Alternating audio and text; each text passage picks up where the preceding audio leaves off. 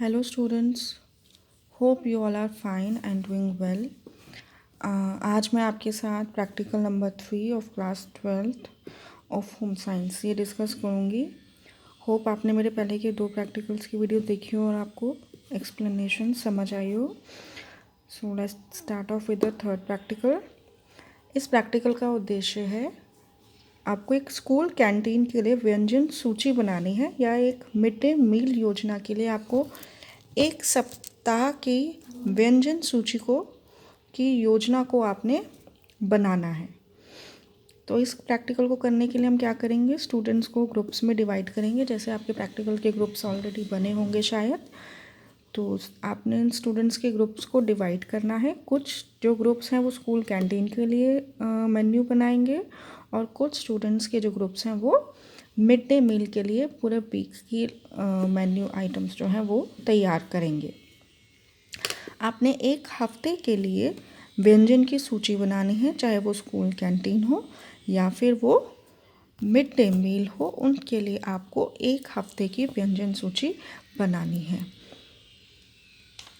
आपने अगर नोटिस किया हो तो गवर्नमेंट स्कूल्स में अभी भी मिड डे मील्स जैसे आते हैं ऐसे 8th क्लास तक के बच्चों के लिए, उसमें हर दिन का मेन्यू जो है वो डिसाइडेड है कि मंडे को हमेशा ये आएगा, ट्यूसडे को ये मेन्यू होगा, और हर दिन का जो उनका मेन्यू है वो अलग अलग है। किसी दिन दलिया आता है, किसी दिन चावल कढ़ी आते हैं, किसी दिन आलू पूड़ी आता है, किसी दिन छोले और हलवा आता है। तो हर दिन जो है वो एक अलग अलग वैरायटी ऑफ फूड आइटम्स जो है, डिशेस जो हैं वो सर्व की जाती हैं। तो इसी तरह से आपको भी एक हफ्ते के लिए मेन्यू प्लान डिसाइड करना है कि स्कूल की कैंटीन में या मिड डे मील के थ्रू आप बच्चों को कौन कौन सी डिशेस जो हैं वो खिला सकते हैं। लेकिन प्लानिंग करने से पहले आपको कुछ बातों का ध्यान रखना है।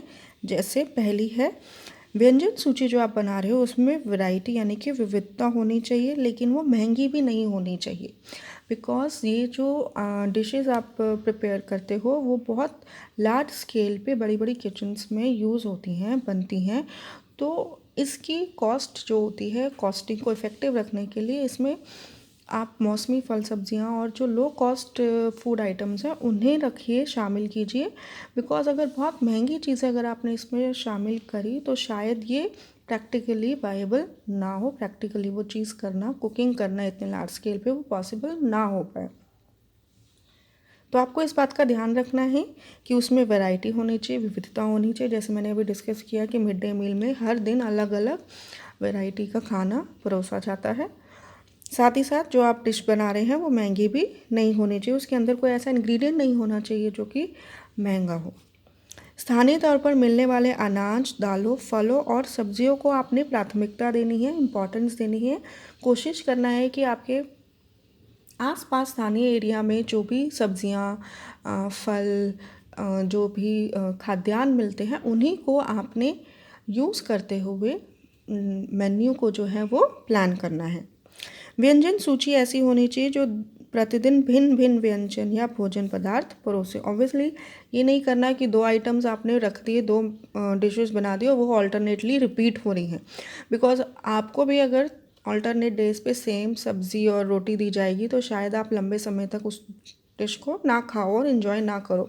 तो छोटे बच्चों से हम ये कैसे एक्सपेक्ट कर सकते हैं।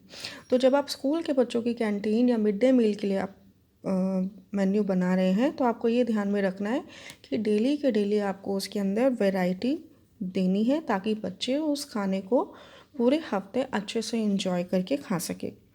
नेक्स्ट जिस चीज़ का आपको ध्यान रखना है वो है व्यंजन सूची में आपको सब्जियों, अंकुरित दालों, फलों और यथासंभव पोषक पदार्थों को प्राथमिकता देनी है, और तले हुए जो खाद्य पदार्थ हैं उनके चयन से आपको परहेज़ करना है। बिकॉज़ पहली चीज़, तले हुए खाद्य पदार्थ एक तो महंगा हो जाएगा लार्ज स्केल पे करने के लिए, और नेक्स्ट कि जो आप एक फ्रेशली फ्राइड जो चीज़ें आप खाते हो उसका टेस्ट स्थानांतरण करने में वो उतना ज़्यादा टेस्टी नहीं होगा। और सबसे बड़ी बात कि तले हुए खाद्य पदार्थ हमें अपनी डाइट में वैसे भी कम से कम इस्तेमाल करने चाहिए, और स्पेशली अगर हमें बचपन से ऐसी आदत होगी तो वो एक अच्छी और हेल्दी ईटिंग प्रैक्टिस मानी जाती है।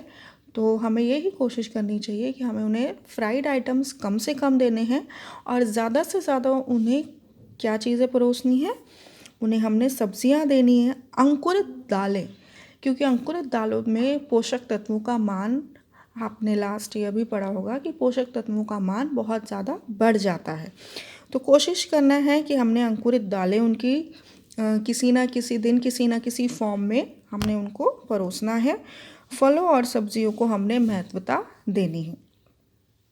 नेक्स्ट है, आपने ऐसी व्यंजन सूची बनानी है जिसमें प्रोटीन, विटामिन और खनिज युक्त पदार्थ शामिल हो। अधिक ऊर्जा वाली वो डिशेस नहीं होनी चाहिए कि हमने बच्चों को पेट भरना है, सिर्फ ऊर्जा ही नहीं देनी है। उस छोटी सी क्वांटिटी या मात्रा में जितना भी बच्चा खा रहा है, उस क्वांटिटी में हमने उनको बैलेंस्ड डाइट, संतुलित आहार देना है जो कि प्रोटीन, विटामिन और खनिज लवणों से भरपूर हो।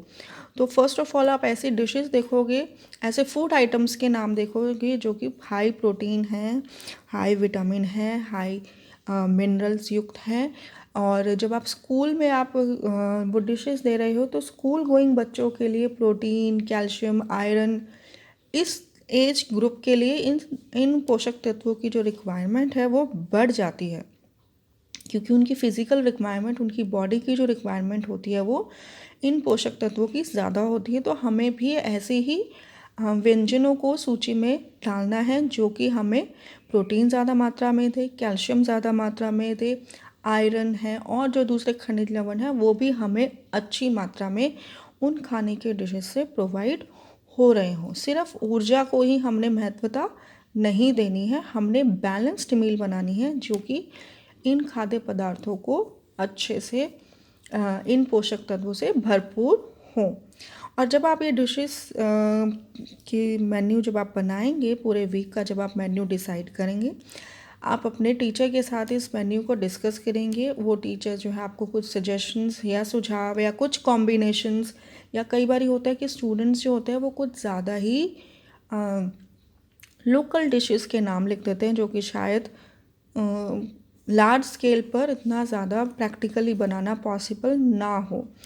तो वो चीज़ें आप अपनी जो लिस्ट आप जब बनाओगे वो आप अपने टीचर के साथ डिस्कस करो, और फिर वो जो टीचर्स हैं वो आपको गाइड करेंगे कि कौन से कॉम्बिनेशंस ठीक हैं, या कुछ रिपीटिशन तो नहीं हो रही, या बार बार आपने दाल दाल दाल दाल तो नहीं दे दिया प्रोटीन के रिक्वायरमेंट को पूरा करने के लिए। तो जो भी उसके अंदर कॉम्बिनेशंस या वेरिएशंस होंगे वो आप अपने टीचर के साथ डिस्कस कीजिए। And after discussing with your teacher, आपने जो भी लिस्ट बनाई है वो लिस्ट आपने पूरे दिन की, पूरे हफ्ते की कैंटीन की या मिड डे मील की जो आपने बनाई है वो आप अपनी फ़ाइल में लिखेंगे, और उसको अपनी फ़ाइल में डेकोरेट करके आपने इस प्रैक्टिकल को लिख के साथ में आपने एक हफ्ते की जो मेन्यू प्लान बनाया है वो आपने लगाना है और लिखना है।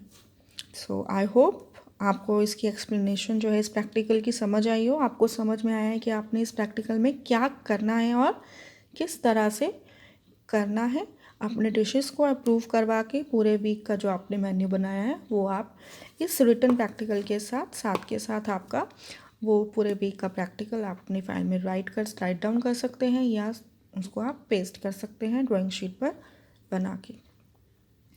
सो स्टूडेंट्स, आई होप कि आपको एक्सप्लेनेशन समझ आई हो, पता चला कि आपको प्रैक्टिकल कैसे करना है। अगर आपको कोई प्रॉब्लम लगी तो आप मुझे कमेंट्स में करके बताइए, लिख के बताइए, और अगर आपको ये एक्सप्लेनेशन ठीक लगी तो भी मुझे कमेंट्स में लिख के आप ज़रूर बताइएगा। और नेक्स्ट प्रैक्टिकल भी मैं अब जल्दी ही अपलोड करूँगी, और आपके जो कमेंट्स हैं, आपके जो लाइक्स हैं, आपकी जो सब्सक्रिप्शंस हैं वो मुझे मोटिवेट करती हैं कि मैं इस काम को और ज़्यादा अच्छी तरीके से कंटिन्यू कर सकूँ। So keep writing, keep commenting, and subscribe if you like my channel. Thank you.